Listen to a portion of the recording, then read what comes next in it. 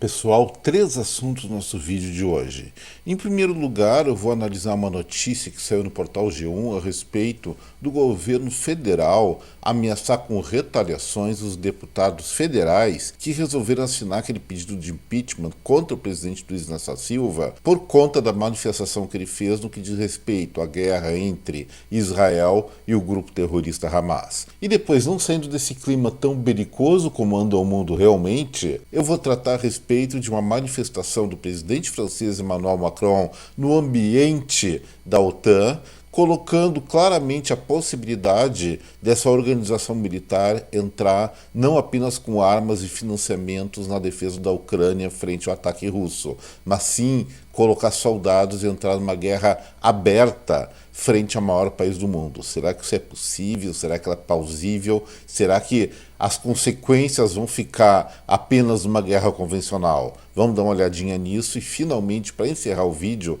eu vou analisar rapidamente a inflação de fevereiro, a antecipação da inflação de fevereiro pelo IPCA 15. Subiu, mas não foi só por conta da alimentação. A pressão inflacionária dos produtos alimentares até caiu um pouquinho, continua em alta, mas desacelerou, mas existe uma generalização que é importante nós conversarmos aqui no canal. Meu nome é Eduardo Starosta e esse é o canal Fora de Curva. Bom, para começo de conversa, o presidente do nosso país, Luiz Inácio Silva, anda falando, a meu ver, respeito a opiniões contrárias, mas nesse caso acho que não, muita besteira no ambiente internacional, nas relações globais. A principal delas diz respeito a ele comparar o conflito que está ocorrendo entre Israel e o grupo terrorista Hamas na faixa de Gaza ao Holocausto. Isso aí nem vale a pena discutir, foi o Hamas que atacou, matou milhares de israelenses ou até estrangeiros que estavam numa festa, e a reação do país pode se considerar natural. Imagina se isso acontecesse na sua casa, um vizinho atacasse e queresse matar a sua família, e você iria fazer o quê?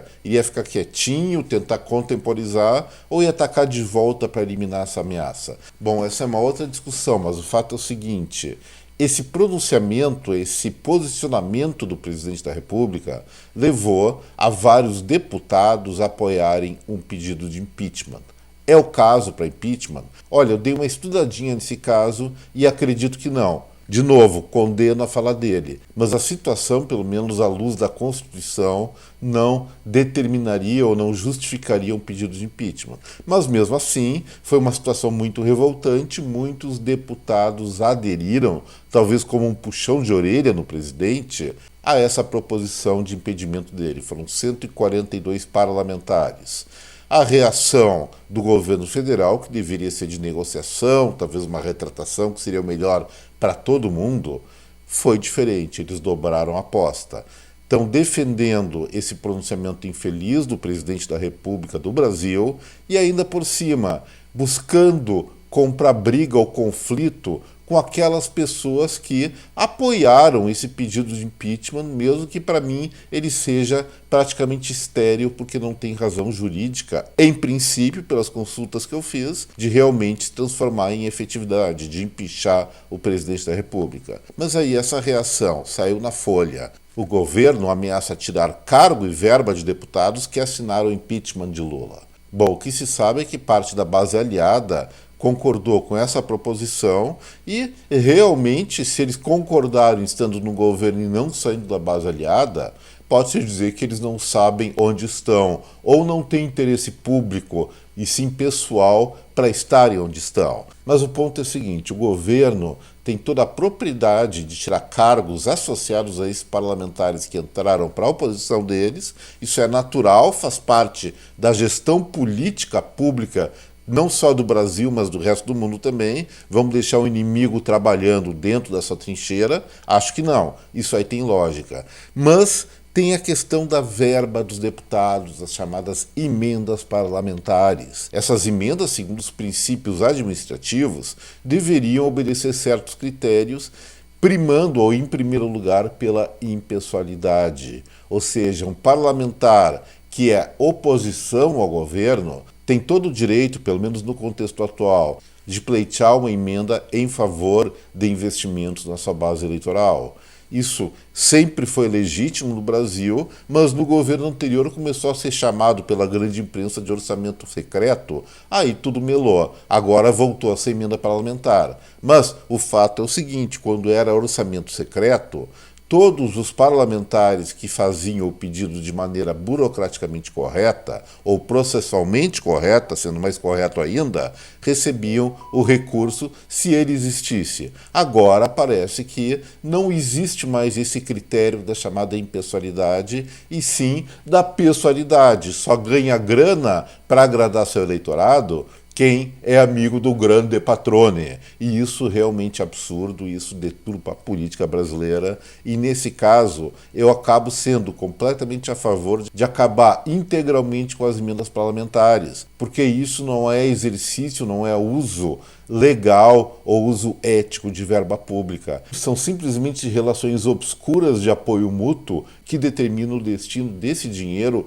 que é arrecadado do nosso bolso, impostos, e nós temos que ter direito ao retorno, não em função de tratativas, diríamos assim, não muito republicanas. Mas o fato é o seguinte, não vou dizer que toda, mas a grande parte da política brasileira está toda errada. Agora vem eleições para prefeito, vereador e mais ou menos aqui uns 2 anos e 10 meses para presidente da República, deputado federal, senador, deputado estadual, governador. E aí eu digo o seguinte, está na hora de nós repensarmos muito profundamente quem nós vamos colocar para nos representar. Os representantes atuais, a maioria deles, é claro que existem honrosas mais raras exceções, realmente não estão dando nem uma banana para a gente. Querem seu carguinho eletivo para fazer negócios próprios e não realmente pensar no que é melhor para o país, para o Estado e para o seu município. E bom, se as tensões no Brasil podem até gerar uma guerra civil, que ainda não aconteceu, mas não está excluída a possibilidade, pelo antagonismo que nós estamos enxergando no momento no Brasil, o mundo, ou pelo menos a Europa, está numa situação muito pior. Já passou 2 anos da invasão da Rússia à Ucrânia, a briga continua, a Ucrânia tentando se defender agora com recursos menores, e ao que parece a OTAN tomou consciência pelos últimos episódios que, se não reforçarem a defesa ucraniana, a próxima vítima pode ser um país, ou provavelmente vai ser um país, de dentro da própria organização do Tratado do Atlântico Norte. E aí estão fazendo diversas reuniões que já deviam ter sido feitas para revitalizar o poderio defensivo e ofensivo ucraniano, e nesse ínterim com o exército do país invadido, exausto, Macron, presidente da França, considerou sim colocar soldados da própria OTAN para defender o território dos ucranianos. Frente a isso, o porta-voz do Kremlin, o Dmitry Peskov, não é, acho que é pescador, deve ser alguma coisa assim em russo mesmo, mas o Dmitry Peskov colocou que, se acontecer isso, a guerra na Europa será generalizada. E ele tem propriedade para falar tal coisa? Evidentemente, o presidente russo, o ditador Vladimir Putin, deve ter concordado, deve ter orientado o seu porta-voz a falar tal coisa. Mas a questão é a seguinte, será que ele tem propriedade, será que ele pode materializar essa ameaça que está fazendo? Nós não podemos esquecer. A Rússia é o país que ainda tem, apesar de estar perdendo muito material bélico, o segundo maior arsenal nuclear do mundo, um dos maiores exércitos, muito equipamento, a maior marinha do mundo em termos de embarcações, talvez não em tonelagem, certamente não em tonelagem. Primeiro lugar Estados Unidos, segundo é China. Eles ficam em terceiro ou quarto lugar, mas em número de embarcações eles são os líderes globais. Enfim, eles têm sim o potencial de ampliar, pelo menos limitadamente, essa guerra para outros lugares da Europa. Apesar de, pelas técnicas convencionais, não incluindo aí armas químicas ou nucleares, a tendência é só eles sozinhos perderem essa guerra. Só que não é isso que acontece. Existe, para eles fazerem isso que estão fazendo, certamente existe sinal verde de uma aliança geopolítica já muito bem formada. Eu estou falando, sim, da China. O governo chinês pode não estar se mostrando, pelo menos aparentemente, na guerra, mas é quase certo que grande parte do financiamento e fornecimento de material para a construção de armas está vindo de lá e eles têm interesses geopolíticos regionais, não vou dizer coincidentes, eles têm algumas disputas que depois eles vão ver, mas eles têm interesses geopolíticos globais e isso, sim, faz com que o mundo corra o risco do enfrentamento generalizado. Para tal situação acontecer, olha só, ainda não temos uma guerra mundial, temos guerras localizadas, regionais. Rússia contra a Ucrânia, as batalhas no Oriente Médio contra o terrorismo, com o apoio dos iranianos, que também fazem parte do clubinho das nações autoritárias que se aliam aos chineses e aos russos. E depois, e principalmente, nós temos um último conflito que ainda não virou uma guerra, mas é latente, sempre ameaça começar, apesar de não ter começado ainda, que é sim a invasão da China a Taiwan. Se isso acontecer, Estados Unidos, pela própria lei deles, vai ser obrigado a entrar com seu exército em confronto direto com os chineses para defender essa ilha. E aí se generalizou o conflito global, teremos sim a Terceira Guerra Mundial, evidentemente com altos riscos nucleares. Se me falassem isso há mais ou menos 2 anos e 1 mês atrás, eu diria que é sonho. Mas pelo jeito que as coisas estão andando, essa realidade torna-se lamentavelmente cada vez mais palpável. Talvez o topo das lideranças da OTAN e da China tem o juízo final de estabelecer algum armistício, alguma paz um pouco mais consistente, sim, trocar farpas para cada um agradar seu público, mas não chegar às vias de fato. Sempre foi isso que eu pensei, ou que eu imaginava que seria o melhor dos mundos, pelo menos, sendo pouco otimista. Porém, fatos estão começando a atropelar esse meu achismo. Gente, temos que pensar muito seriamente, ou temos que prestar muito seriamente atenção no que está acontecendo nesses palcos de tensões globais ou tensões regionais, porque isso faz parte da história da nossa contemporaneidade. E o Brasil, lamentavelmente, está se aliando à parte, pelo menos moralmente e eticamente errada do conflito.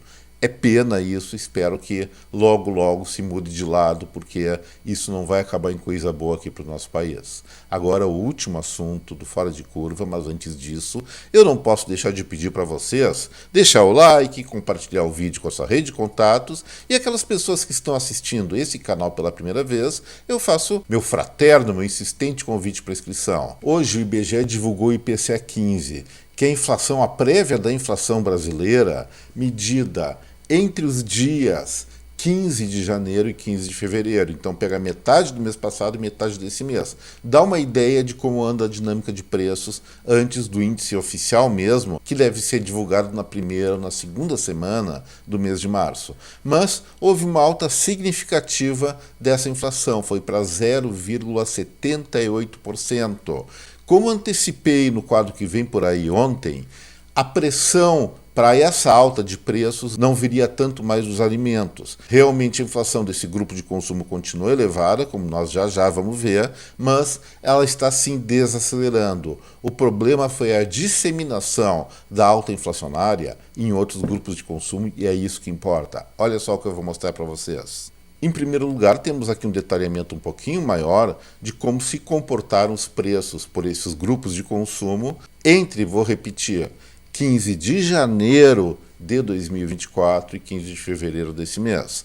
Bom, o índice geral foi 0,78%, acelerou do 0,42% do IPCA fechado de janeiro, e o IPCA 15 de janeiro, que mediu a inflação da metade de dezembro à metade de janeiro, foi ainda mais modesto, 0,31%. Temos então, nesse último mês e meio, uma aceleração inflacionária. 0,31% no meio de janeiro, 0,42% em janeiro fechado e agora disparou quase o dobro, 0,78% na primeira quinzena de fevereiro, em conjunto com a segunda quinzena de janeiro. E aí, os itens, olha só, eu sempre estabeleço uma coisa. Para a inflação estar dentro da meta estabelecida pelo Banco Central, em torno de 13,5%, os preços por mês não podem evoluir mais do que 0,35%, 0,4%. E aí, olha só o que está acontecendo. Alimentação e bebidas, alta de 0,97%. Sim, é elevado isso, mas podemos ver que esse item foi inferior à última tirada de dados, que foi o dado fechado de janeiro, 1,38%, e ainda mais inferior do que o IPCA 15, também no mês passado, 1,53%. Então, confere aquela antecipação que eu comentei ontem a respeito do IGPM, de que os preços por atacado, especialmente dos produtos agrícolas de ciclo curto, hortifrutigranjeiros e outros, estão começando a desacelerar, apesar de ainda com altas bastante elevadas. Provavelmente no fechamento do IPCA total de fevereiro, esse dado vai estar bem mais modesto. Mas o que é importante é um outro contexto, aí eu vou ser um pouco mais detalhado. Olha só, dos 9 itens, dos 9 grupos de consumo que expressam a inflação do IPCA, da inflação ao consumidor feita pelo IBGE, 6 deles ficaram acima, a maior parte deles muito acima, do patamar máximo de 0,4%. Se nós considerarmos esse 0,78% de alta seria perdurar para todo o ano, fecharemos agora 2024 com uma inflação de 9,77%. Isso é muito, está fora de propósito, praticamente 10%. Então, vamos ver direitinho o que está acontecendo. Como eu falei, a alimentação e bebidas ainda pressiona a inflação, mas menos que antes. Depois nós vamos para o setor de habitação, que é um dos que teve uma alta muito pequena, 0,14%, não é preocupante. Artigos de residência, 0,45%. Já está um pouquinho acima do mínimo tolerável, com destaque para o setor de TV, som e informática, alta de 1,78%. Setor do vestuário, uma deflação de 0,39%, apesar do setor calçadista ter tido uma inflação maior, mas tudo bem, ainda sob controle. Setor de transportes, também sob controle, alta de 0,15%, não por conta dos combustíveis, que cresceram 0,77%, mas sim porque nós estamos em fevereiro, muitos lugares do Brasil ainda têm um grande contingente de pessoas em férias, então os aplicativos de transporte estão realmente mais baratos e caíram 1,59%, despressionando esse grupo de consumo. Depois, olha só, saúde e cuidados pessoais, alta de 0,76%. E nesse caso, a culpa principal não foi dos planos de saúde, foi de produtos óticos e serviços médicos e dentários. Já vou explicar o que está acontecendo, só vou terminar essa rápida análise. Em despesas pessoais, 0,46%, o cigarro aumentou de novo, os fumantes devem estar muito tiririca da vida, e educação, aí sim, existe uma questão sazonal. Todo mês de fevereiro se faz novas matrículas, se começa faculdades, escolas de primeiro e segundo grau e tem o reajuste dessas mensalidades. No caso, os cursos regulares tiveram uma alta de 6,13% e os diversos 2,43%. Mas todo o setor subiu, cada item desse grupo de consumo subiu pelo menos 1%. Mas fevereiro sempre acontece isso, eles recompõem as perdas dos meses anteriores. E finalmente o grupo de comunicação, que normalmente é mais estável, registrou uma inflação de 1,67%. Gente, explicar essa questão específica, o importante é botar na cabeça o seguinte: 6 dos 9 grupos de consumo tiveram alta acima de 0,4%. Vários deles muito acima. E aí? Por que acontece isso? A alimentação seria fácil, foi a questão das intempéries que aconteceram nos últimos meses. Mas todos esses grupos, a não ser a parte escolar, a parte de educação, que realmente em fevereiro tem alta de preços para o ano inteiro, o resto está vivendo um fenômeno que eu antecipei no quadro que vem por aí do Fora de Curva de ontem. O que é? Simplesmente dezembro, janeiro e agora fevereiro, está entrando muito dinheiro no mercado, dinheiro vivo para consumo, por conta de grandes liberações do governo federal de precatórios represados. Não estou dizendo que esse dinheiro dos precatórios não era devido, mas a liberação dessa grana era represada para não gerar um impacto inflacionário tão grande e estar em acordo, em par e passo com o orçamento federal. Não vou dizer que é justo ou não é justo, nem vou julgar isso. Só que tal situação gera um fenômeno de inchaço, de excesso de dinheiro no curto prazo para ser gasto, e as pessoas percebendo isso, as lojas, o setor de serviços percebendo isso, lógico que vai buscar uma remuneração melhor pelo que vende, pelo que presta de serviços. Isso é natural, ocorre em toda a economia. Então, o consultório médico, que até dezembro atendia 5 ou 6 pessoas, passa a atender 10 ou 15, vai pensar, opa, tem mais gente com grana, eu posso subir um pouquinho o meu preço. É esse o raciocínio, tanto no comércio varejista como nos serviços, e isso explica, por exemplo, a alta dos eletroeletrônicos, dos serviços médicos e dentários, que eu já mencionei agora, dos produtos óticos, enfim, vários grupos de consumo percebem o aumento da clientela e, até para conseguir atender todos com uma remuneração melhor, terminam por subir um pouquinho ou muito seus preços. Faz parte do jogo de mercado. É excesso de dinheiro na economia. Quando a clientela diminuir, gradativamente esses preços começam a tender a cair, que daí é um processo recessivo. Efeito prático disso: alta da inflação. Então, eu não diria mais que, a despeito dos preços dos alimentos estarem em viés de retrocesso dessa inflação elevada que eles tiveram nos últimos meses, eu não diria mais que a inflação total brasileira vai voltar para patamares, diríamos assim, civilizados, em torno de 0,4%, 0,35% ao mês. Mas sim, essa injeção de dinheiro vai ativar temporariamente o comércio varejista, as lojas vão vender mais, o setor de serviços vai fazer mais negócios, mas, por outro lado, nós vamos conviver com uma inflação maior. Isso pode reduzir a expectativa frustrada do PIB brasileiro do primeiro trimestre, mas o preço que nós vamos pagar por isso vai ser realmente muito caro. Uma inflação que depois vai ser difícil de domar, e aí isso aí pode minar, inclusive, o processo de queda da Selic, queda da taxa de juros. Então vão ficar prestando atenção nesse fenômeno, não é uma coisa legal para se falar, mas é o que dizem os números e as perspectivas a partir da análise dos números. Gente, o que eu tinha para falar hoje era isso, espero que vocês tenham gostado do vídeo, e se gostaram, não esqueçam do like, do compartilhamento da inscrição no canal. Um bom final de dia a cada um de vocês, deixo aqui meu até breve, um forte abraço, tchau pessoal!